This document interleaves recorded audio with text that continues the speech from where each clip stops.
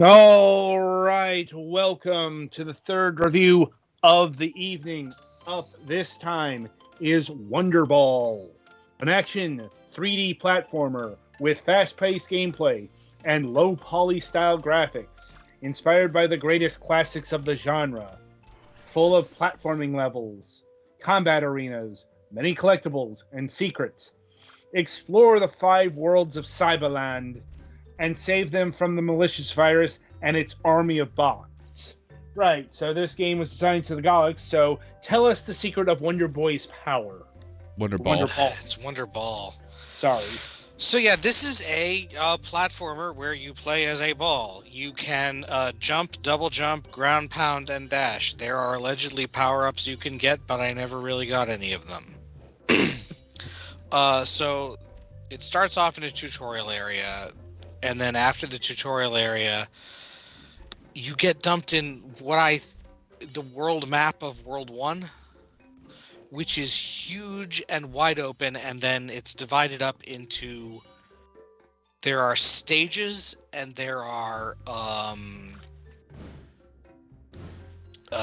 arenas. The first world has about 4 of each, and then when you do those and do well enough on them, you get to unlock the final thing for the world, and then presumably then you could go on to the next world, although it seemed like I might be able to do that beforehand, but I didn't try because it took me a while to find the actual stages, and when I did, it wasn't the first one. Yeah, I had to adjust the camera a significant amount. That Um, old chestnut of 3D platforming. Yeah. Specifically, how far it could go up, I think, and also so its non-inverted Y is by default it says it's invert x-axis no and invert y-axis yes, but what it means by that is that the x-axis is look left, turn left, or push left, look left, and the y-axis is push up, look down. Which is how I prefer it for vehicles, but in this it doesn't feel right. Mm-hmm.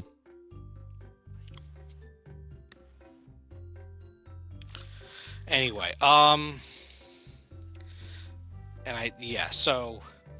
at the beginning thing you just have to do, so just right now where you are, you have to smash all the boxes. Yeah. Which is the bonus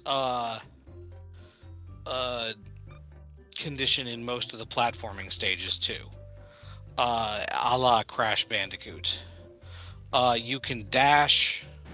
I mean, seeing how the crates literally have question marks on them, like Crash. Yeah, some of them don't, but a lot of them do. There are also explosive crates, exactly like in Crash. Mm. You can also activate shields and heal yourself. Once you earn those, you earn repair things by collecting coins and shields by collecting gems, I guess. I don't know why. There are also a bunch of weird environmental things. So, yeah, once you get into the main overworld, it's super huge, and luckily, so there are enemies around. There's a button you press to just attack enemies within a radius of you, which looks like chain lightning going from you to them. The range is pretty short. So there are enemy drones around the overworld, and then there are also busted up drones that you can repair that are fast travel, which is the only way I found most of the stages and arenas that I played, even though you have a compass overhead that sort of tells you where things are, but still. Also, you can kind of climb up the walls, but you can't really get over them and onto the other side, so it's a little bit disappointing. So, yeah.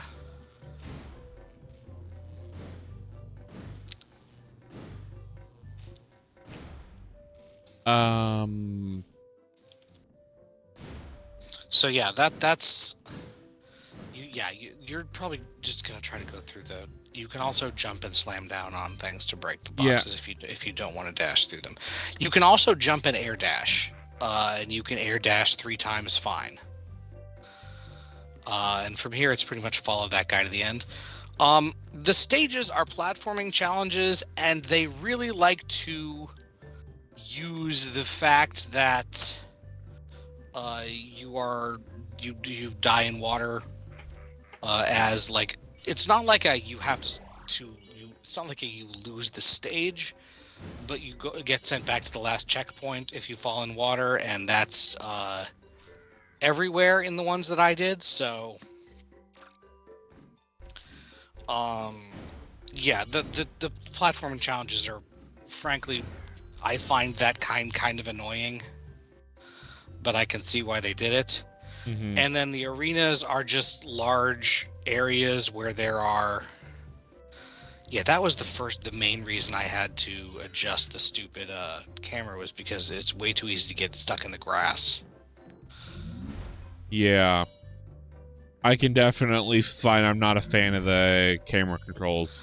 It's possible to adjust it to be comfortable, but the amount of time it takes is much more than it should. Right. So yeah, for now you're pretty much just following the guy to the end.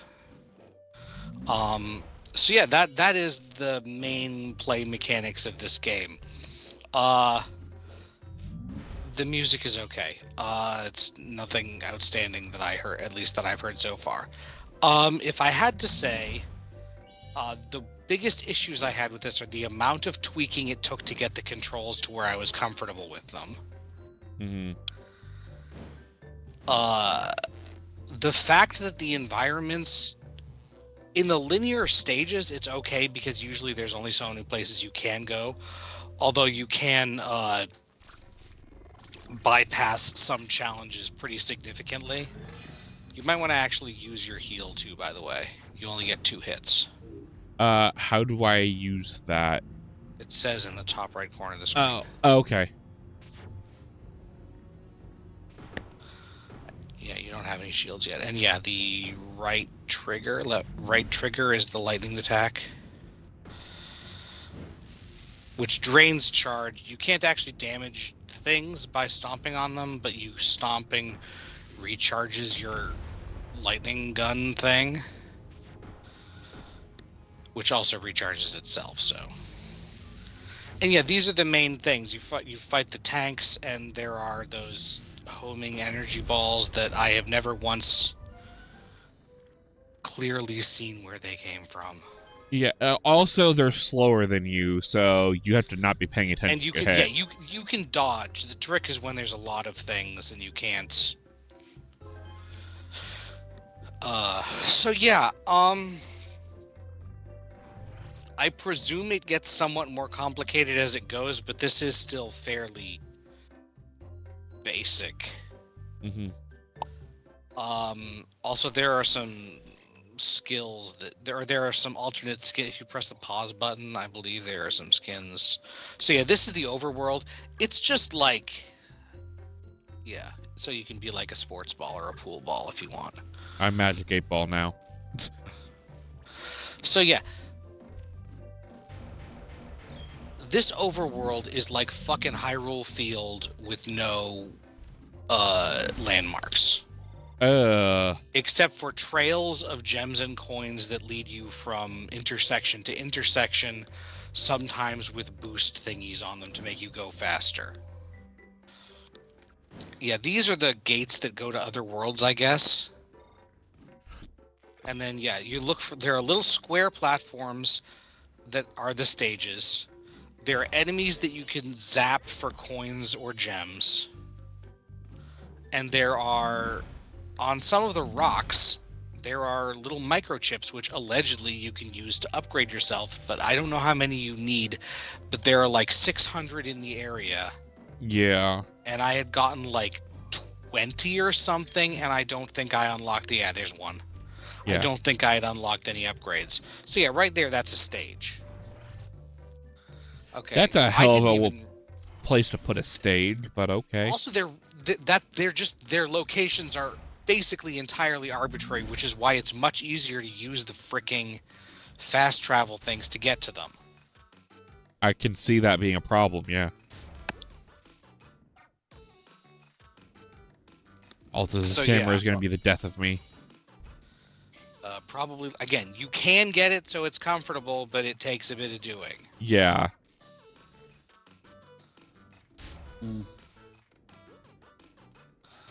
So yeah, and you look around. There's water everywhere. Yeah. This reminds me very much of a Sonic level. Yeah, there are platforms that raise and sink into the water. There are platforms that flip over. There are magnet platforms that if you jump or air dash to near them, they lock you on so that you can then, jump and aim more accurately. Mm-hmm. That's the Crash Bandicoot dynamite block. Oh. Well. I guess the skins don't show you as much when you're damaged. That could be a problem. Oh, that's... Okay, at least I can see where I'm going to be with the way that shadow is, because this could have been bad. Yeah, no, there is a drop shadow, in addition to the diegetic shadow. I hadn't realized that the zap works on boxes. Can you zap that box? Yeah, I probably can. Because I tried slamming it, and you can't. My Sonic brain kicked in. That's why I tried to jump on, and then I realized, wait a minute, I can try my... that's all that occurred to me. Yeah. And it doesn't work. And there are plenty of other things that I was only able to actually kill, to actually break by, losing myself in the water afterwards, because I don't have amazing reflexes for air dashing back directly onto a platform. So... if you want, you can leave this at some point. Yeah. All right. Yeah. The shocking them does work. So that's how you do those. I wasn't sure because I didn't really realize that the zap was for boxes and not just enemies. Yeah. And this was definitely again one of those things where my Sonic brain took over and I wanted to jump on it. These shifting platforms. I'd say your Crash Bandicoot brain. But you can also skip some of these by standing on the rocks. Mm. Or just air dashing over larger gaps than it looks like you're intended to. Some of these you got to double jump and then pound the very top of your double jump. So yeah, that's the kind of stuff you get here. I don't think it's bad. It's colorful, but this diagonal thing was a total pain in the ass. So if you look a little bit to your right. See that flat rock there? With the trees on it? One? No, the second one of the ones that are sort of the moving one? Things. No, the moving ones are these two diagonal lines of rocks that are diagonal to the way they're moving. The first one that's right by that bounce block you were just on is too high. Oh, but the next one behind it. The next one behind it. See that one? You can air dash to that. You can triple air dash and land on that. And then from there, you can triple air dash and land on another flat one and just completely skip the diagonal platform things. Which is the hazard of giving you that big of a triple air dash in a, fairly open-ended linear path. So yeah, at this point, you might as well leave and go back. Well, you know what? You don't even really need to, because the first couple of arenas are literally the same thing as at the end of the tutorial stage, except with more enemies, and sometimes they have boxes in them. So I'm sure there's a little bit more to it. So yeah, you can skip a lot. Yeah, you can land reliably. If I didn't screw up my input there, I probably could have made that skip. Yeah. So yeah, that's pretty much what I got out of this. If you like platforming and aren't put off by needing to tweak the things or playing as a ball that does not have a whole lot of character. Okay, or the hold on. enemies being... I have found something I hate about this. The momentum you carry. when you let go, have you some don't. Weird momentum. Yeah, that's because you're a rolling ball. It's the weirdest thing you get is on rotating platforms. Mm-hmm. You feel that they're rotating if you try to go in a straight line along them. Yeah. Like I You do have a understand bit of why. momentum, I just wish you didn't. Yeah, it makes precision platforming a lot harder, which is probably why they have those magnet platforms. Right. Although there aren't any of those in this level, I don't think. So yeah, that's pretty much all I got out of this. If it dramatically changes later on, then cool, but like I don't feel like that's super likely. Mm-hmm. And yeah, again, and the environments are nice enough, but they're not very distinct, especially in the overworld. Mm-hmm. And a lot of stuff is right along the designated path, but not everything. Right. So you get rewards, but not a lot of rewards for going away from the path of gems and coins. Except sometimes when you do that, that's where some of the, like I think some of the stages are actually a little bit off the beaten path, and it feels like there's some issues here. Mm-hmm. Like it's not a bad game. It's very classically inspired, but it takes that a little too far. It could be a little bit more, not aesthetically polished, but like mechanically polished, maybe. Right. Build better landmarks is a big deal. Yeah. For navigating in 3D space, especially with a really huge overworld. Yeah, like if they didn't have such a huge overworld, they wouldn't need to deal with landmarks because you would be just go forward. Mm-hmm. Like a lot of the time, the only way I know where I was or not was whether or not the gems and coin path had been taken, and I'm not even 100% sure that some of them weren't respawning. Mm. So yeah.